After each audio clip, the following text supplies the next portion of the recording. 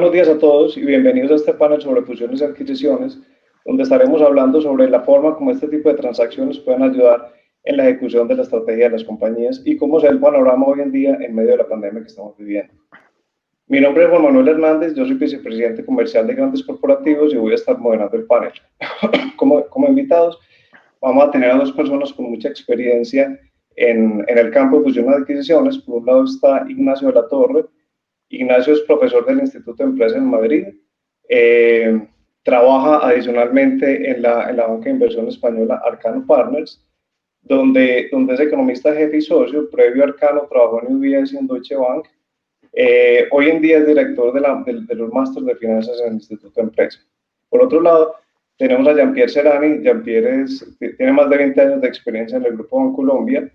Entre 2013 y 2016 estuvo a cargo de Valor Bancolombia y desde 2016 está a cargo de Banca de Inversión Bancolombia. Perdón. La dinámica del panel va a ser la siguiente. Inicialmente Ignacio va a arrancar haciendo una presentación de más o menos unos 10 minutos y posterior a la presentación de Ignacio yo voy a hacerles algunas preguntas a los panelistas y les pido el favor a los asistentes que en la medida que tengan preguntas los vayan haciendo por el chat de la aplicación y yo se las voy pasando a los panelistas. Entonces, pues muchas gracias a todos nuevamente por estar en este panel. Como el tiempo es corto, tenemos solamente una hora, le pido entonces a Ignacio que empiece con su presentación. Gracias, Ignacio. Muy bien, muchas gracias. Espero que estén todos bien en estas circunstancias. Si podéis, por favor, volcar la presentación que tengo, si la vamos siguiendo. Ahí está ya. Fenómeno. Pues si vamos a la primera diapositiva, la siguiente esta, observamos un factor muy relevante. Si podéis, por favor, pasarla a la siguiente.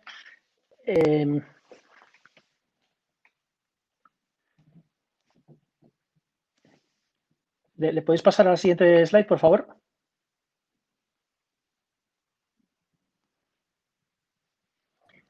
Bueno, mientras pasen, os voy introduciendo. Aquí está. Ya está. Vale, fenomenal. Yo estoy diciendo con irlas pasando. Mirad, estamos en el contexto de mayor incertidumbre económica, monetaria y financiera de la historia. Nunca ha habido tanta volatilidad en estimados de crecimiento económico, tanta volatilidad en qué va a ocurrir con la inflación, nadie lo sabe, después de las inyecciones monetarias realizadas por los bancos centrales, y qué va a ocurrir con el futuro de nuestras economías con los estímulos fiscales que son los mayores desde la Segunda Guerra Mundial. Y en este contexto, si pasamos a la siguiente diapositiva, observaremos cómo las firmas afrontan la incertidumbre con la necesidad de toma de decisiones. Aquí os pongo una encuesta que se ha hecho en España anteayer a 120 empresas familiares. Y el 31% responden que en este contexto de una caída en el PIB de España que va a ser posiblemente 14 puntos, o sea, la segunda peor desde la Guerra Civil Española, pues el 31% consideran de las firmas que necesiten hacer operaciones de adquisición o fusión para lograr un crecimiento inorgánico, ya que orgánicamente lo que vas a ver es una fuerte reducción de ingresos y de beneficios. Un porcentaje consideran vender la compañía o bien activos no estratégicos y en este contexto es importante que ahora mismo pues estamos viendo, ha habido volúmenes muy elevados en Europa hasta final de marzo y ahora que empiezan a alinearse intereses de compradores y vendedores en términos de múltiplo, lo razonable es que haya un resurgir de la actividad de fusión y de adquisiciones, con lo cual en estos minutos os voy a dar unas ideas muy básicas de qué mirar detrás de una fusión o una adquisición y de cómo crear valor. Si vamos por favor a la siguiente slide. Mirad, la creación de valor es un tema puramente matemático, no es un tema etéreo, es creo valor. Crear valor es comparar el ROCE con el WACC. El ROCE es el beneficio operativo, el EBIT, después de impuestos, dividido de tus fuentes de financiación, equity más deuda. Si esa cifra es superior a tu coste de capital, que es la media ponderada entre coste de tus fondos propios y coste de tu deuda, entonces es una compañía que está creando valor. Puedes tener compañías que tienen buenos activos, pero no tienen el coste de capital óptimo, quizás porque tengan poca deuda o porque tienen demasiada deuda, ¿no? Y los buenos negocios son aquellos que tienen un diferencial entre uno y otro y tienen enormes barreras de entrada, ventajas competitivas que permiten sostener este diferencial a lo largo del tiempo. Este es el concepto fundamental de creación de valor y enseguida vamos a ver cómo ponerlo en relación con fusiones y adquisiciones. Si pasamos por favor a la siguiente, que es la siguiente por favor otra vez. Bueno, ¿cómo podemos crear valor a través de crecimiento inorgánico? Lo importante es que a través de una adquisición o una fusión hay que obtener sinergias. Las sinergias se dividen en sinergias de ingresos. Por ejemplo, dos firmas se unen y al unirse tienen mejor poder para fijar precios. Pues es un crecimiento orgánico que se deriva de una integración inorgánica. O, por ejemplo, las fuerzas de ventas de ambas compañías empiezan a distribuir productos complementarios y genera esa sinergia de ingresos. Puedo tener sinergias de costes, por ejemplo, porque estoy optimizando mi actividad fabril. Yo ocupo mi fábrica al 70%, tú la tuya al 60%, tengo varias fábricas, pues a uno la fabricación y reduzco centros de producción. O, por ejemplo, al unirnos podemos negociar mejor con nuestros proveedores en mejores condiciones, es una sinergia de costes. Tercero, las sinergias fiscales. Yo cuando compro una compañía utilizo deuda y esa deuda, como sabéis, tiene un escudo fiscal que me genera un valor directamente para mi compañía, o puedo adquirir una compañía que tiene bases fiscales activadas, históricas, que me permiten a mí al comprarla pagar menos impuestos. Y, por supuesto, hacer una adquisición es una buena oportunidad para decir, si no tengo el balance óptimo, lo voy a optimizar para reducir al mínimo el coste de capital. En general, el tamaño importa y, por ejemplo, las agencias de rating, algunas que tengáis rating, el tamaño es un tema crítico para reducir o mejorar tu rating y, por lo tanto, reducir tu coste de capital. Bueno, pues aquí la clave es que siempre que tú, al comprar una compañía, pagues menos en prima de control que las sinergias que esperas obtener, vas a crear valor. Esta es la forma sencillita de ver cómo analizar una fusión o una adquisición. Si vamos a la siguiente diapositiva, por favor. ¿De qué otras formas puedo crear valor, aparte de comprando una compañía y pagando menos en la prima de control que las sinergias? Pues en general suelo mejorar la posición competitiva, ganando, y esto redunda inmediatamente en mejores condiciones. Hay una relación clarísima en la vida entre el tamaño de una empresa y la productividad de los empleados. A más tamaño, más productividad me permite ser más competitivo y exportar mejor. Les puedo pagar más a mis empleados, tengo menos rotación de personal. Optimizo el coste de capital por tamaño, como comentaba. Muy importante también, a veces no es tanto cuánta deuda tengo, sino si la deuda la tengo financiada a medio y largo plazo. Esto es lo que están haciendo ahora las grandes empresas, aprovechando de emitir deuda a tipo fijo y si sube la inflación, pues estoy más protegido. Es otro catalizador que puedes utilizar cuando hay un M&A. Y muy relevante, si tu compañía ya con más tamaño después de un M&A ya tiene más masa crítica, pues no solo dependes de la financiación bancaria, puedes emitir bonos, que generalmente los compran fondos de pensiones, aseguradoras, y haces al mercado financiero competir por tu financiación. Hay bastante evidencia empírica que muestra cómo cuando estoy financiándome en los mercados, al competir bancos con mercados, acabo reduciendo el coste de mi financiación y esto crea bastante valor. Siguiente, por favor. Si lo que hacemos es una fusión, es importante aquí tener en cuenta que, aunque yo crea que mi compañía vale 100 o 1000, en la medida que el otro también va a valorar su compañía en 100 o en 1000, es siempre valores relativos. O sea que a veces no es tan importante el valor absoluto y se pueden llegar a acuerdos de fusión para conseguir estos objetivos que he mencionado antes vía fusiones, ¿no? A veces en una adquisición pues puedo negociar que entre un socio estratégico con un paquete de mayoritario o minoritario que me permita algo más que sea un puro socio financiero. Me puede aportar valor para internacionalizar la empresa o incluso pues con conocimiento industrial para extraer sinergias, etcétera, etcétera, ¿no? O, por ejemplo, para ayudarme a impulsar la digitalización. Y también es importante que aunque ha habido una corrección en múltiplos, es en la parte de negocio que es más cíclico, por ejemplo, en negocios hoteleros, en el 50% de los negocios que no son cíclicos, por ejemplo, el de farma, el de salud, infra, pues aquí sigue habiendo unos múltiplos bastante atractivos, porque al final los múltiplos eso están muy relacionados con la política monetaria. A medida que la FED hace una política pues muy agresiva, los múltiplos son elevados porque puedo meter más deuda en estos negocios. Siguiente, por favor. Otras ideas que hay que considerar para encuadrar por qué hacer fusiones y adquisiciones. En general, a veces yo noto que mi ventaja competitiva pues, se ha ido erosionando en el tiempo y necesito adquirir nuevas ventajas competitivas y generar nuevas barreras de entrada. Lo puedo hacer de una forma orgánica, pero a veces me cuesta mucho tiempo y mucho dinero. Otra alternativa es comprar un competidor que tenga estas barreras de entrada, estas ventajas competitivas y aplicarlas al conjunto del negocio. También la sucesión de una empresa familiar es otro motivo obvio para hacer un M&A. Diversificación, si entiendo que mi negocio ya va a dar un poco de crecimiento y en general pues es muy competitivo, pues esta estrategia la persigo a través de una M&A más sencilla que el crecimiento orgánico. También otro factor puede haber que haya divergencia entre accionistas. En función del nivel de divergencia puedo decir salir a bolsa, pero lo normal es más hacer una fusión o una adquisición.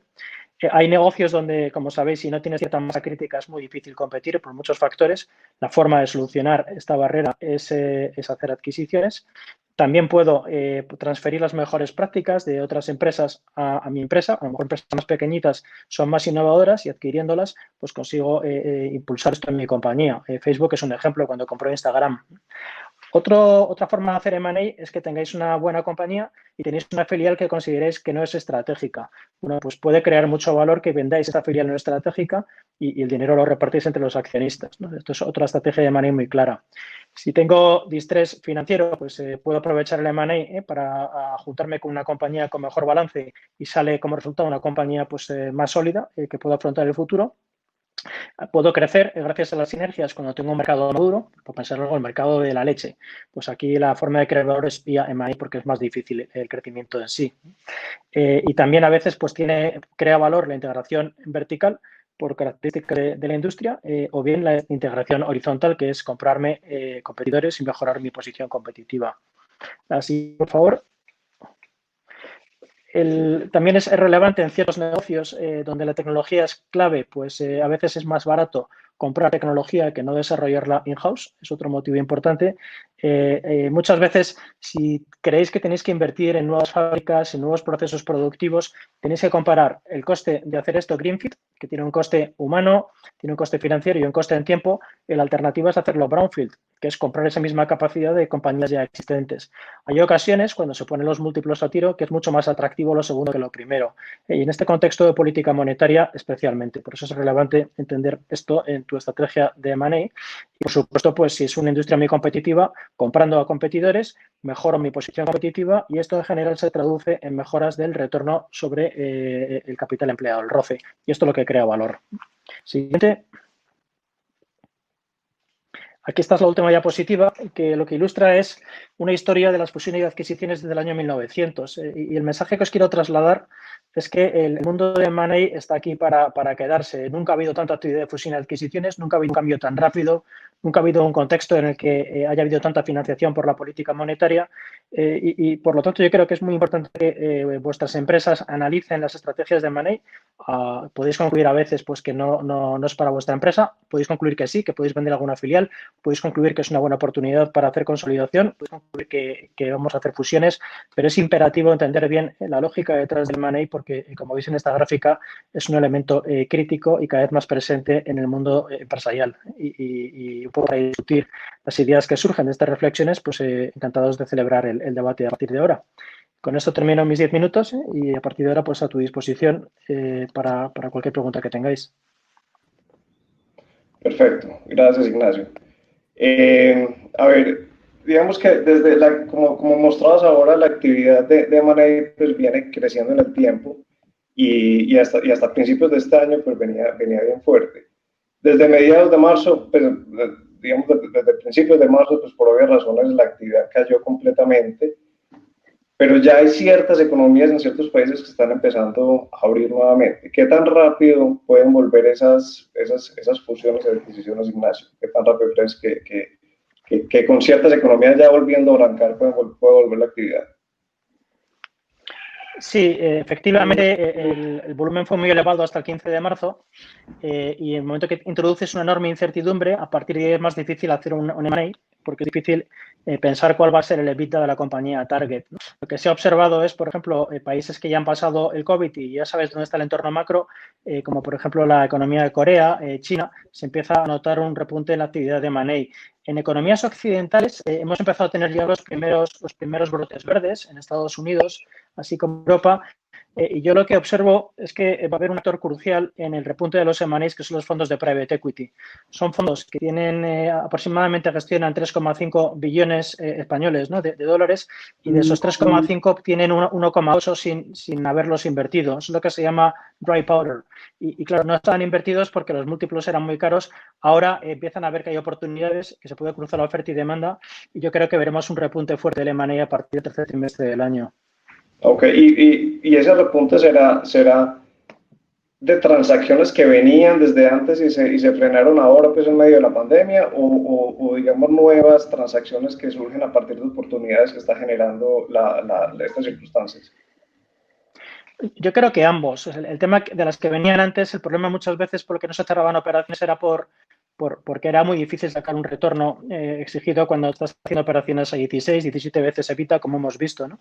Y ahora mismo, pues el vendedor lo que ha visto es que ante la oleada que viene, pues más vale tener una compañía bien capitalizada. Bien puedo hacer una venta parcial y capitalizar mi compañía. Bien, como no sabe cuál va a ser el impacto de la crisis en un número de años, dice, pues mejor abre caja ahora y entonces pues llego a un acuerdo a un múltiplo que sea razonable para comprador y vendedor. Y luego creo que se van a activar muchas operaciones nuevas, en este caso de segmentos más oportunistas, que ven que hay activos que son buenos activos, que van a haber caídas muy fuertes de EBITDA este año, pero habrá recuperaciones muy fuertes a partir del año que viene, ¿no? Y estos inversores más de distrés van a ser especialmente activos, comprando activos tanto en el equity como en la deuda. Ok, bueno, perfecto. Ignacio, ahorita en la presentación hacías referencia a la importancia de la estructura de capital, ¿cierto? Digamos que en medio de lo que estamos viviendo, ¿cómo pueden ayudar las fusiones y adquisiciones a mejorar la estructura de capital? Ahora lo mencionaste un poco en la presentación, pero si pudieras profundizar un poco más al respecto. Sí, decía que la creación de valor al final es el maximizar el ROCE, o sea, el beneficio operativo partido del capital empleado, frente a tu coste de capital. Yendo a la segunda derivada, que es cómo minimizo mi coste de capital, muchas veces concluimos que no tengo la proporción de deuda correcta para tener este capital mínimo, a veces por motivos históricos o por falta de oportunidades para invertir estos recursos de deuda. Y cuando llega un M&A, pues es el gran catalizador que te permite mover hacia una estructura de capital idónea. A partir de ahí, pues con tu asesor determinas cuál es esa estructura de capital, financias la adquisición de forma que en la operación resultante tengas la proporción idónea de deuda frente a equity y por lo tanto tenga el coste de capital mínimo, que es lo que maximiza el valor de mi compañía, ¿no? Ese catalizador me ayuda. Y el segundo elemento importante es que hay una relación directa entre el tamaño empresarial y el coste de capital. Por el lado de la deuda, como decía antes, las compañías más grandes en general tienen una ventaja en el rating. Al tener una ventaja en el rating te reduce tu coste financiero si estás emitiendo bonos. Los propios bancos también en general te van a dar un menor coste financiero si la compañía es más grande. Luego optimizo el coste de la deuda y por el lado del equity también una relación entre el tamaño de una compañía y el coste de los recursos propios. Con lo cual el tamaño me genera esa optimización de WACC y también el balance entre deuda y equity que voy a realizar una vez que estoy ejecutando la operación. Ok, perfecto. Muchas gracias. No sé, Jean-Pierre, si quisieras agregar algo, seguimos Sí, con la siguiente pregunta. desde el punto de vista de estructura de capital, viéndolo como todas las compañías tienen en este momento una premisa y es la preservación de la caja y tratar de moderar en la medida de lo posible los niveles de endeudamiento. Entonces, si una compañía, no un fondo, si una compañía en estos momentos quiere emprender una adquisición, pues hay un tema de ser conservadores que dentro de esa premisa de priorizar unos buenos niveles de caja que le permitan pues, sobrellevar estos momentos de más incertidumbre. Ahora, como mencionaba Ignacio, no todas las transacciones de esta naturaleza tienen que ser con caja. O sea, si uno va a hacer una adquisición pura, pues va a necesitar usar su propia caja y probablemente endeudarse. Entonces ahí hay un cambio significativo de la estructura, puede haber un cambio material de la estructura de capital de las compañías, tanto del adquirente o si se pone la deuda pues en la adquirida se pudiera generar un mayor nivel de estrés financiero o menor flexibilidad para navegar pues estos momentos de incertidumbre. Pero también está pues la opción de las fusiones, que siempre es una forma de crear una nueva compañía uniéndose con otra compañía complementaria en la que haya un intercambio de acciones y a partir de ahí crear una compañía más grande, más fuerte, con una mejor estructura de capital probablemente, porque al consolidar, volviendo al punto de la presentación de Ignacio, se podrán, pues el objetivo es buscar generación de valor incremental, bien sea vía sinergias del ingreso, en costos, tributarias, etcétera. Entonces, si uno tiene una compañía más fuerte que obtiene sinergias y está generando más valor, pues ahí la consecuencia inmediata va a ser que va a haber mayor generación de caja y por ende una mejor estructura de capital, porque se va a poder amortizar la deuda de forma más rápida. Entonces, es una de las consideraciones principales tener una adecuada estructura de capital o tenerla como objetivo a partir de una transacción de fusiones y adquisiciones. Jean-Pierre, y precisamente, digamos, por la restricción, con la posible restricción de liquidez, y sabiendo que las fusiones normalmente, pues muchas veces no hay un intercambio de acciones y no necesariamente de caja, ¿crees que de pronto ahora puede haber mucha más, digamos, se van a incentivar más las fusiones por encima de las Sí, adquisiciones? yo siento que es un tema, ahora mencionaba Ignacio, lo que ha pasado en los últimos 10 años, en esa última gráfica que vimos, y siento que en Colombia, aunque hemos visto mayor actividad de fusiones y adquisiciones en los últimos años, sigue siendo una tarea pendiente. Porque si uno mira, Colombia es un país donde la mayoría de industrias tienen un altísimo potencial de consolidación. En muchas industrias, cuando uno hace el ranking de los participantes, el jugador más grande, en muchos casos, no tiene más del 10% de participación de mercado. Y si uno suma la participación de mercado en los primeros 10, muchas veces no llegan al 50%. Entonces, esas mediciones de concentración en una industria, pues dicen muy claramente que hay mucho potencial de consolidación. O sea, Colombia es un país todavía donde las empresas grandes son pocas, tenemos una capa de empresas medias y de pymes bastante grande, pero en esa búsqueda de eficiencias, de tener menores costos de financiación, de tener economías de escala, hay una posibilidad muy grande de consolidar. Y si tenemos que derribar unas barreras que están muy todavía en la mente de muchos empresarios y accionistas de compañías en Colombia, de querer ser dueños de toda la compañía.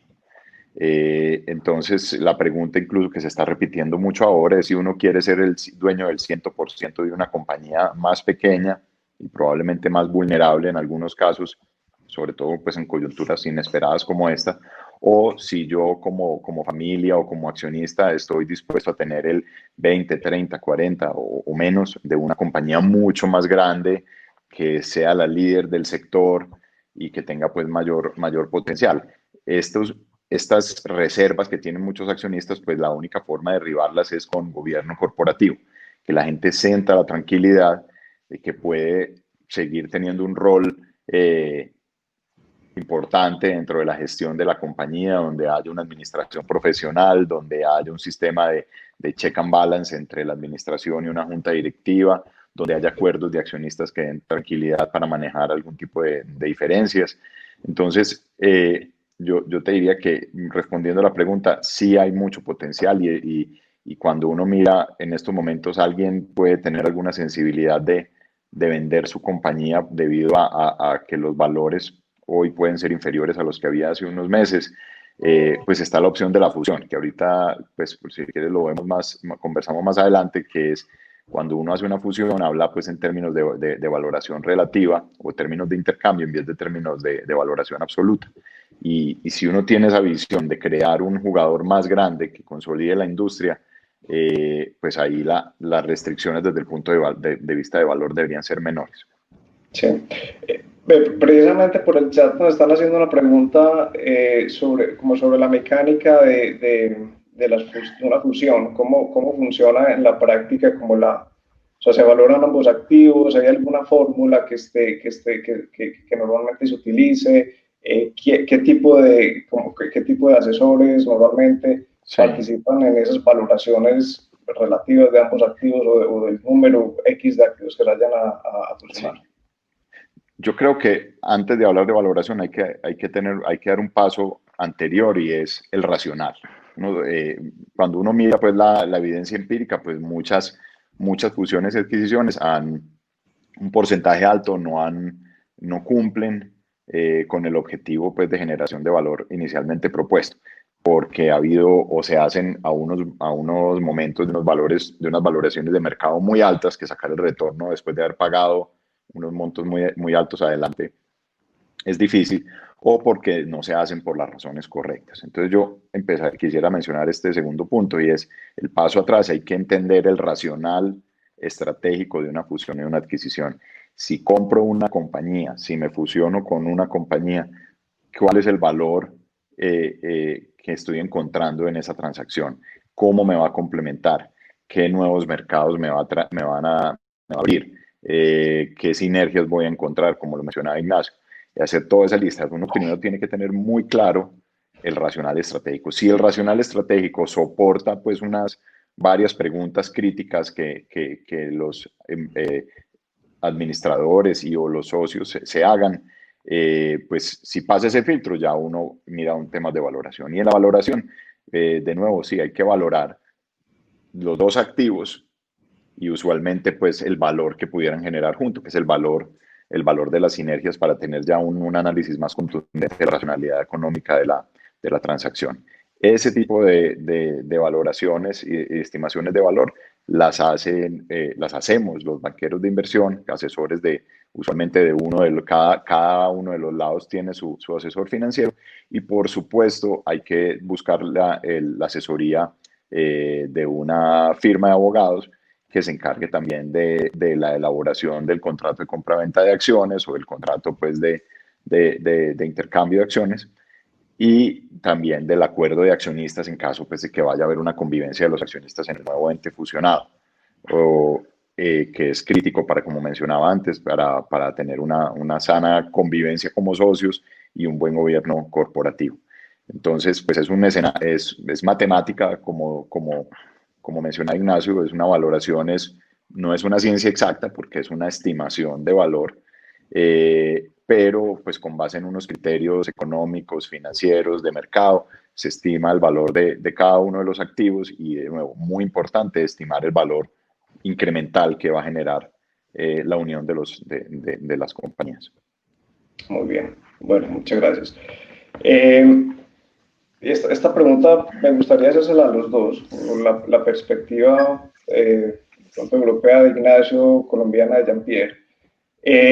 Seguramente ahora vamos a tener un mercado de oportunidades y sobre todo pues va a ser un mercado de compradores, ¿cierto?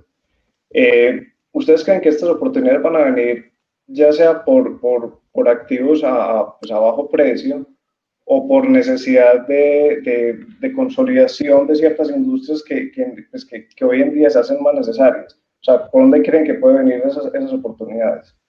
O incluso también por compañías que posiblemente tengan una estructura de capital subóptima en este momento y den lugar a esas oportunidades. No sé, Ignacio, si quieres arrancar.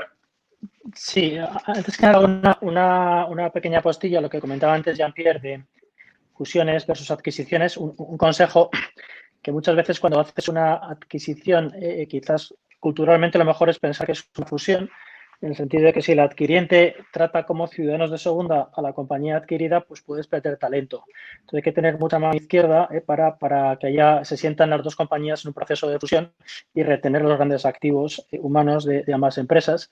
Y también se dice que una fusión a lo mejor es tratarlo como una adquisición, porque una fusión hay siempre una tendencia cultural a yo tengo un director financiero, tú tienes otro, vamos a mantener los dos, porque me da pena echar al mío. Y si vas con esa cultura, entonces no se generan sinergias. Entonces es muy relevante, como decía antes Jean-Pierre, vamos a hacer la lista de sinergias, pero luego hay que cumplirla. Una cosa es la promesa y otra la realidad, y por eso es importante tener esa mentalidad de adquisición cuando se afronta una fusión.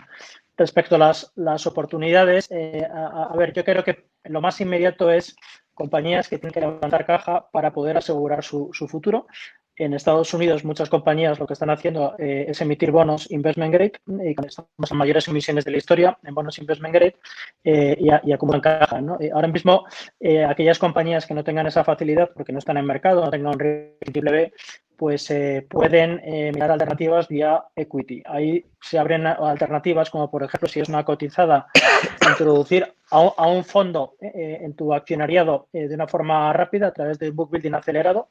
Eso es lo que se llama Private Investment in Public Equity, y a lo mejor le vendes un 10% de la compañía, te diluyes, pero te estás generando un nivel de efectivo muy importante con el cual puedes adquirir a competidores en múltiplos más bajos, y sí se crea bastante valor. Segundo, indudablemente que hay sectores que les afecte mucho la crisis y que tengan una estructura de pasivo que no estaba pensado para este tipo de presión de PIB. Ahí necesariamente va a haber operaciones de money o bien operaciones de deuda para que la compañía pueda extender los pasivos y de esa forma pues sobrevivir este año y medio, que es más incierto. Y tercero, es verdad que ahora mismo se van a alinear más los múltiplos entre comprador y vendedor, pero recuerdo siempre que muchos fondos de private equity pues tienen un tiempo determinado para invertir su dinero y tienen mucha presión para invertirlo antes de que expire este tiempo. Entonces yo creo que a medida que empezamos a ver operaciones de la economía hacia otoño, interés de los fondos de private equity también se puede negociar relativamente bien con ellos, sabiendo que si no hacen operaciones, los activos que les gustan van a tener un problema muy serio con sus limited partners. Y de esa forma, pues yo creo que iremos a un horizonte más que razonable para intermediar operaciones este otoño. Sí, yo por mi parte pues coincido, esto es un mercado de compradores, principalmente pues digamos en un orden. Nos vamos a encontrar primero con los fondos de inversión, que son los que tienen pues todos esos recursos pendientes por invertir, incluso recursos que ya habían levantado previo a esta coyuntura y que tienen pues mucha presión por invertir. Entonces eso va a haber, hay competencia, a pesar de la coyuntura, y puede que hayan bajado las valoraciones, pero hay muy buenos activos y los fondos también van a competir entre ellos, porque eso va a hacer eh, que le va a poner un límite inferior a las valoraciones por, digamos, de los buenos activos. Definitivamente hay compañías que tienen buenos modelos de negocio, pero pues tienen una estructura de capital inadecuada. La administración de estas compañías en su racional, lo primero que debe explotar es buscar todas las opciones que tengan para reestructurar y reperfilar su deuda, porque pues el costo de la deuda es más bajo que el costo del equity, el costo del capital. Entonces, pero una vez agotadas esas posibilidades y siendo con una visión un poco más de largo plazo, viene la decisión de si abro mi capital, de si vendo una parte, si me vendo completamente o si me fusiono. Entonces, claro, puede haber unos temas de sensibilidad porque no se logra el valor esperado en un mercado de compradores, pero de nuevo, la visión de largo plazo de poder generar un valor incremental a partir de una transacción de estas es crítico. Y también, pues, es un trade-off, porque puede que haya compañías que necesiten el capital, bien sea para servir deuda por un tema de distress o porque tienen proyectos de inversión ya andando y que necesitan hacer los aportes de capital para que esos proyectos de inversión continúen con una visión de largo plazo. Entonces pueden o vender parte de la compañía o vender activos que no hacen parte del core de la estrategia para fondear esas necesidades. De nuevo, es un mercado de compradores para concluir, pero primero los buenos activos, las buenas compañías siempre tendrán atraerán a más de un comprador y entre esos la primera ola de compradores, los que están mejor posicionados, que son los inversionistas financieros o los fondos de private equity, pues compiten entre ellos por alocar sus recursos, que ya tienen presión por alocarlos y van a competir entre ellos por llegar a los mejores activos. Entonces eso le va a poner un soporte al precio. Y posteriormente, pues vendrán las compañías, los compradores estratégicos, quienes pudieran en un tema más inmediato generar unas sinergias más significativas y si hay interés de compartir esas sinergias para hacerse con un buen activo, pues también podrán tener un soporte mejor del precio. Pierre, con algo que acabaste de decir,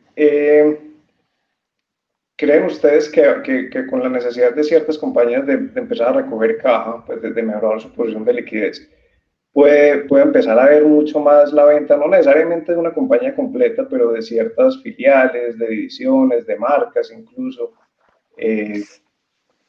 ¿Creen que esto puede empezar a surgir mucho más en este momento que anteriormente?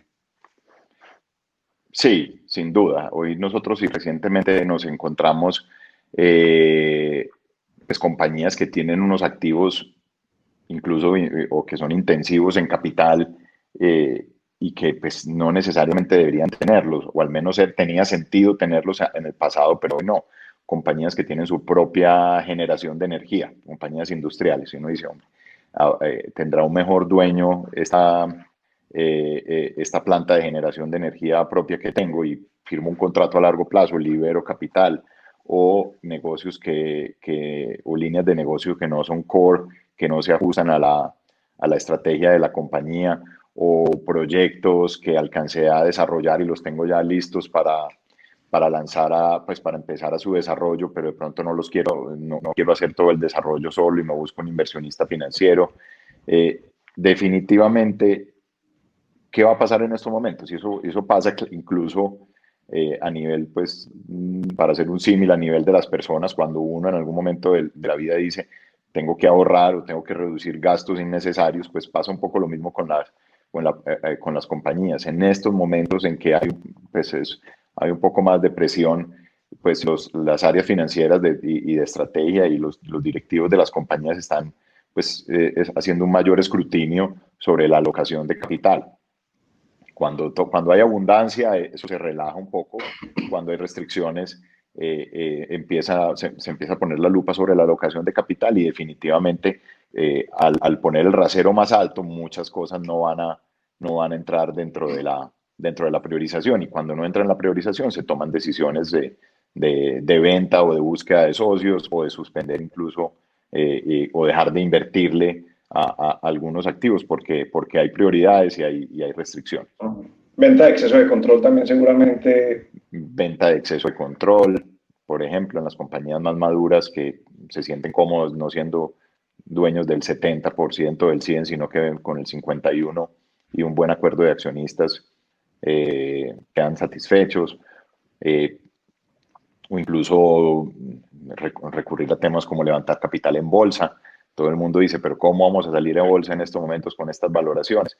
Pero en algunos casos es, ¿cómo no voy a salir a bolsa? Porque pues, todo es un trade-off. El costo de una dilución mayor o de tener menos valoración en una salida a bolsa, pero el costo de oportunidad de no tener recursos frescos para aprovechar, como decía Ignacio, precios bajos para consolidar la industria o para emprender proyectos en estos momentos, que si tenemos claro algo después de esta coyuntura, es tal el nivel de estímulos monetarios que tiene la economía global que sin duda en varios sectores de la economía vamos a tener unos crecimientos acelerados el año entrante. Entonces muchos empresarios pues tendrán que tener la visión de decir qué sacrificio hago hoy o qué trade-off tengo pensando en aprovechar unas ventajas en el futuro. Bueno, y una pregunta que nos están haciendo bastante por el chat, ¿en qué industrias creen ustedes que pueda haber mayor actividad? Yo diría que aquellas donde puedas más o menos tener una cierta certidumbre sobre la oscilación o la volatilidad del EBITDA, es más fácil hacer una valoración y que se pueda llegar a un acuerdo. Es decir, que aquellos sectores que no son cíclicos, por su naturaleza, debería haber bastante actividad en las próximas semanas, meses, con fondos muy activos, no solo de private equity, sino sobre todo fondos de infraestructura que han levantado un trillón o un billón nuestro, ¿no? de dólares, porque además estos son activos de bajo riesgo, se pueden financiar con bonos investment grade que los están comprando los bancos centrales. Entonces, yo creo que va a haber muchísima actividad asociada a estos sectores, ¿no? Hay mucha actividad asociada también a los sectores de alimentación, sector de bebidas y todo lo que son utilities. A partir de aquí, yo creo que una vez que empecemos a observar los rebrotes que estaban mencionándose, podrás hacer escenarios más razonables de cuál ha sido el daño a la economía en el segundo trimestre y de qué forma se está dibujando la recuperación y empezaremos a ver en sectores más cíclicos, ¿no? Y ahí, en línea con lo que decía antes Jean-Pierre, es muy importante que todos vosotros veáis unos números, ¿no? Es decir, si mi compañía da un roce de un 8% y el WACC es un 6%, ya creo valor y me estoy cómodo. No, porque a lo mejor miro unidad a unidad y a lo mejor tengo una unidad que el ROCE que está dando es un 5. Si tú vendes esa unidad, si haces un buen proceso con un buen asesor, te van a pagar parte de las sinergias, aunque tú no las estés haciendo, y te devuelven ese capital al 5 y recompras capital al banco o al accionista al 6 y estás ganando un montón de dinero. Y el conjunto del ROCE te va a subir, a lo mejor del 8 te suba al 9. Entonces, haciendo esos numeritos fáciles, vais a identificar qué unidades no son core y qué unidades deberíais plantearos hacer un proceso de money con un asesor para, de esa forma, pues optimizar lo que hablaba yo al principio, la diferencia entre el ROCE y el WACC. Ahora, Sí. va a dar que Jean-Pierre conteste también de su visión, y ahorita vuelvo con Ignacio sobre un tema que nos están haciendo también preguntas sobre valoración, particularmente de compañías en industrias que son muy cíclicas y que en este momento están más deterioradas. Pierre, ¿cuál es tu visión? Sí, que estamos viendo nosotros, digamos, con nuestros clientes, y es básicamente las que van a ser más activas al principio son las que nosotros denominamos industrias resilientes, las que han soportado mejor esta coyuntura o incluso se han visto favorecidas. Entonces están los temas de cuidado personal e higiene, pues tanto personal como de hogar y de oficinas, etcétera, los temas de alimentos y bebidas, energía, un poco más en el espectro de la generación y la transmisión, donde hay menos riesgo asociado a demanda, fintechs y modelos de negocios disruptivos, porque pues la flexibilidad, modelos de negocios donde su flexibilidad de la tecnología les haya permitido reaccionar rápido y ganar cuota de mercado en estos momentos, la logística de última milla, porque estamos teniendo pues todo un tema ya de compras online y eso, el tema de logística de última milla se ha vuelto muy atractivo. Y por último, comercio, especialmente comercio de artículos de primera necesidad. Si uno mira los mercados globales, pues los temas de supermercados en estos momentos se han vuelto activos refugio para muchos inversionistas institucionales. Después vendría una segunda ola, que son lo que les mencioné hace un rato, que son las industrias fragmentadas. Y en Colombia tenemos una cantidad de industrias fragmentadas a nivel voy a poner un ejemplo, avícolas todavía, en logística, sobre todo en toda la cadena de transporte hay mucha fragmentación, en ingenios, en la industria aseguradora.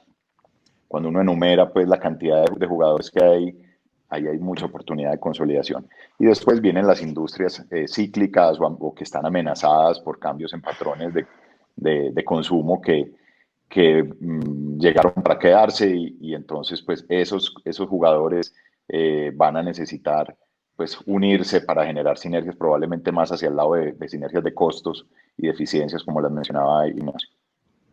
Ok, perfecto. Bueno, Ignacio, entonces, pregunta que nos hacen en el chat. Aquellas compañías en industrias cíclicas o industrias que en este momento están en un mayor nivel de incertidumbre por todo lo que estamos viviendo, ¿cómo valorarlas? O sea, ¿cómo proyectar, mejor dicho, esa incertidumbre de forma que se pueda asegurar, pues, digamos, un valor relativamente adecuado? Bueno, aquí la primera reflexión antes de entrar en la parte más técnica es que a la hora de aflorar el valor de un activo así, ahí te pone de nuevo en evidencia lo importante que es tener un asesor, porque un asesor es el que va a saber extraer las fuentes de valor y poderlas expresar en el documento que es el infomemo, ¿no? El cuaderno de venta. Cuando tienes una industria cíclica que está sufriendo bastante a nivel de EBITDA un año como el actual, lo que debería hacer un asesor de venta es posicionar, por un lado, la discusión sobre un EBITDA normalizado. Porque aquí lo que estamos hablando es que el shock que ha provocado esta irrupción económica es exógeno, no es endógeno por una mala gestión de la compañía. Luego tú puedes normalizar la situación y negociar siempre sobre un EBITDA normalizado. Otro parámetro que es razonable es también ligar estas valoraciones sobre múltiplos de pérdidas y ganancias con valoraciones sobre múltiplos de balance. A ver cuánto me paga sobre mi equity value, el price to book, y eso depende del ROE de medio plazo que tú creas que puedes obtener, el retorno de los accionistas y compararlo con el coste de los accionistas, ¿no? O hablar de discusiones sobre múltiplos sobre capital employed. Discusiones sobre balance te ayudan también a veces en encuadrar el valor de una compañía, aunque tengas una rentabilidad más deprimida. Y si se utilizan los descuentos de flujos de caja como complemento, a veces, en algún país que ha tenido pues, una situación soberana más difícil, pues ha subido mucho la rentabilidad del bono de 10 años y eso te penaliza en la valoración de tu compañía. Bueno, en este tipo de países lo razonable es defender, no utilizar un coste de capital diestresado del país para valorar los flujos de caja futuros, sino normalizar el WACC de tal forma que yo descuento los futuros flujos de caja y asumiendo que el país vuelve a la normalidad. No tiene sentido, por ejemplo, que hoy en día si utilizaras el WACC de Argentina te daría que todas las compañías argentinas valen cero o negativas. Eso no es cierto, hay buenas compañías. Y la única forma de reflejar esto en una hoja de Excel es utilizar estos WACCs dinámicos, porque entonces pues Argentina no tendrá un coste, o sea, un bono de 10 años como el colombiano, pero no va a seguir al nivel que está actualmente porque está en default. Entonces, de nuevo, un buen asesor que sepa expresar todos estos razonamientos y que te genere una subasta competitiva y donde haga luchar a los private equities contra los industriales, yo creo que debería conseguir optimizar la valoración en un proceso de M&A. Ok, bueno, muchas gracias. Una pregunta, ya digamos cambiando algo de tema, y es respecto a la financiación de las adquisiciones. Pues el mercado de deuda, tanto bancario como de capitales, pero hoy en día está con ciertas restricciones para financiar adquisiciones como lo venía haciendo en el pasado y posiblemente en los siguientes meses va a seguir con algo de restricción. ¿Cómo creen ustedes que esta variable tan importante normalmente en una transacción, que es la financiación a través de deuda, puede afectar la actividad? ¿Y cómo se podría, qué tipo digamos, de fuentes adicionales se pudieran traer a la mesa?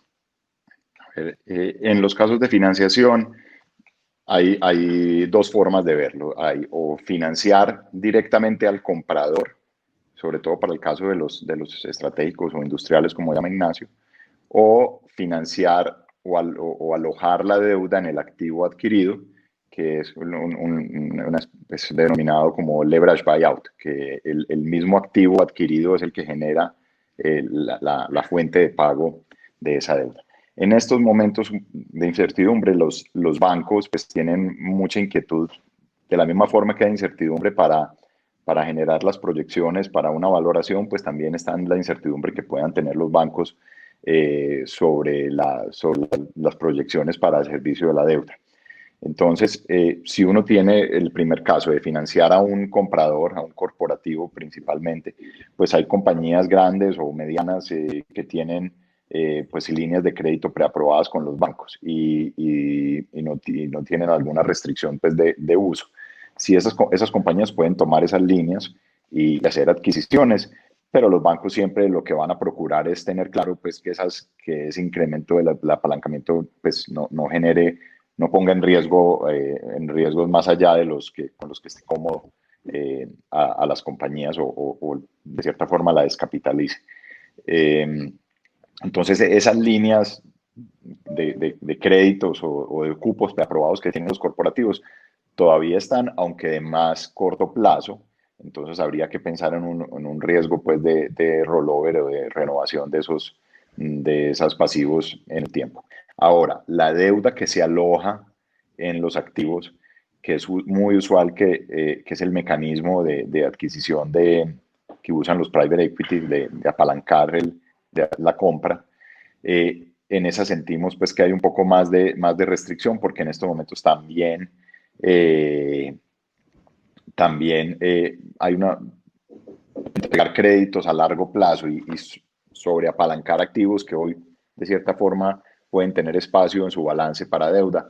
Los bancos van a ser un poco más cuidadosos. Entonces, no es que no haya disponibilidad, pero los criterios de dimensionamiento de esa deuda, el nivel de apalancamiento, si antes un activo se podía apalancar al 50, 60% una compra, seguramente los criterios y las variables usadas por los departamentos de crédito de los bancos van a ser un poco más estrictas. Entonces, ya decir, no, tiene que poner más equity, vamos a ponerle menos palanca al activo. Eso definitivamente está para quedarse, o un mayor nivel de garantías, o sobre colateral, o mayores restricciones sobre el pago de dividendos y un servicio acelerado de la deuda. Y eso con una sensibilidad, y es que en Colombia, en mercados, Ignacio pues me corrige, en mercados como Europa, pues hay una gran participación de los fondos de deuda financiando las adquisiciones, con unos criterios de una toma de riesgo por su naturaleza un poco más agresiva que los bancos, con una flexibilidad en el diseño de la facilidad también mayor que la de los bancos, por su misma estructura de capital y propósito. En Colombia, apenas la industria de fondos de deuda se está desarrollando. Arrancamos por los fondos de infraestructura, tenemos apenas los primeros actores de fondos de deuda corporativa surgiendo. Entonces, hoy estamos más limitados desde el punto de vista de financiamiento y apalancamiento a los créditos bancarios. Pero también en esta coyuntura con seguridad va a traer un mayor desarrollo de los fondos de deuda. Entonces va a ser una nueva opción para financiar las adquisiciones.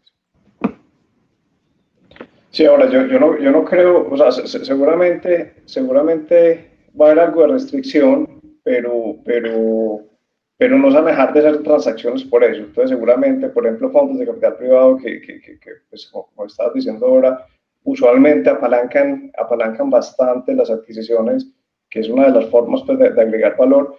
Posiblemente se vayan más por los lados de créditos puentes mientras la situación se normaliza un poco más, o por lo menos mientras las condiciones de financiación vuelven a como estaban en el pasado.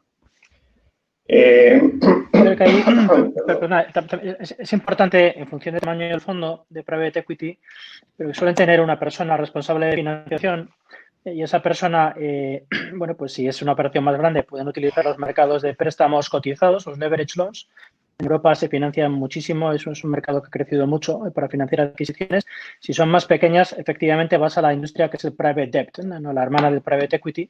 Y hay veces que aunque no haya una firma de private debt en un país en cuestión, la firma de private equity sí tiene relaciones con 4 o 5 firmas de private debt que a lo mejor están en Estados Unidos, pero tienen un mandato geográfico sobre América Latina.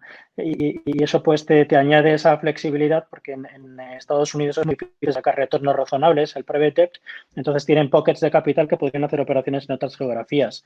O sea que yo creo que aunque no tengáis o que haya pocos todavía private debts basados en Colombia, no hay que descartar la posibilidad de que otros actores sí puedan hacer este tipo de financiación desde otras geografías, porque yo creo que esto efectivamente son fondos que son muy rápidos tomando decisiones, que son bastante agresivos en el nivel de deuda que puede meter en una compañía y que hacen un traje a medida de la adquisición para que la estructura de capital pues, pueda ir adelante. Ok, sí, perfecto. De acuerdo. Bueno, volviendo nuevamente como a la realidad en la que estamos y cómo esto puede afectar las fusiones y adquisiciones. Jean-Pierre, te quería preguntar sobre aspectos de pronto un poco más contractuales. Y toco un poco lo que Ignacio hablaba ahora de la dificultad de hacer ciertas valoraciones, digamos, de meter los elementos de incertidumbre en las valoraciones. ¿Qué tipo de cambios puede haber en los aspectos contractuales? O sea, cosas como, por ejemplo, más transacciones que giren alrededor de, por ejemplo, de pagos diferidos, pues de earnouts, o de financiación por parte de los vendedores, o de ciertos descuentos sujetos, digamos, a que no se cumplan ciertas variables en el futuro, etcétera. ¿Qué tipo de elementos pueden surgir en este momento para tratar de mitigar esos riesgos? Sí, pues hoy ante la incertidumbre un comprador pues va a querer cubrirse ante estos riesgos. Entonces, en una adquisición es usual que haya riesgos que queden cubiertos en el tiempo porque una porción del dinero pagado en la compra se quedan bajo reserva en lo que se denomina un escrow account para cubrir contingencias en algunos casos. Entonces, nosotros sentimos que eso se va a ampliar, incluso la bolsa que se incluye para cubrir ese tipo de contingencias o de cambios, puede que se amplíen las transacciones, los términos de las próximas negociaciones que se den, y también puede que se quede un pago contingente al logro de ciertas métricas, como por ejemplo EBITDA, que el EBITDA este año cayó y estoy proyectando que el año entrante vuelvo y lo recupero. Pues entonces un comprador le va a decir, listo, yo le pago una parte de la recuperación ya adelante, pero en la otra yo pago por ver. Entonces queda un pago condicionado. Ese tipo de mecanismos van a ser más usuales. Seller financing o que el vendedor financie no es tan común, lo vemos en casos de donde pronto una gran multinacional o un gran corporativo pues quiere disponer de un activo que no es estratégico y que hoy es una distracción por su tamaño o por lo que hace. Entonces, muchas veces dan condiciones favorables pues, de compra con pago a plazos. Pero para mí el cambio más significativo que vamos a tener en las transacciones a partir de ahora y por un buen tiempo va a ser los cambios, la cláusula pues, de cambio material adverso. Y es donde básicamente se establece, sobre todo en los periodos entre la firma y en el cierre, el periodo que transcurre, si hay un cambio material de las condiciones de mercado que afecte a la compañía, digamos, de una forma material con una parametrización, pues eso pues, va a llevar a que el comprador diga una de dos cosas. O cae la transacción o se sigue con la transacción, pero renegociando los términos, renegociando ajuste de precio.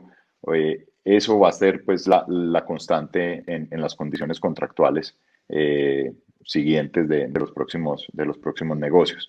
Y también la certeza de fondos. O sea, cuando uno vende una compañía, como asesores y como a los clientes, uno va a querer desde muy rápido saber que el comprador cuenta con los recursos para comprarla, para no entrar en desgastes, para no tener sorpresas. Entonces, incluso desde una etapa no vinculante, que antes se pedía una cosa más informativa de dimensionar la capacidad, probablemente desde el principio lo que uno va a querer tener claro es si el comprador tiene la certeza de fondos para acometer la transacción. Ok, perfecto. Bueno, pues se nos acabó el tiempo, son justo las 9 de la mañana, se nos quedaron una cantidad de preguntas por hacer, una cantidad de preguntas en el chat. Yo creo que el tema pues, es muy amplio. Pues les agradezco mucho a Jean-Pierre, Ignacio y a todos los que estuvieron en el webinar. Y gracias a todos. Muchas gracias. Y ánimo. Hasta luego. Que estén bien.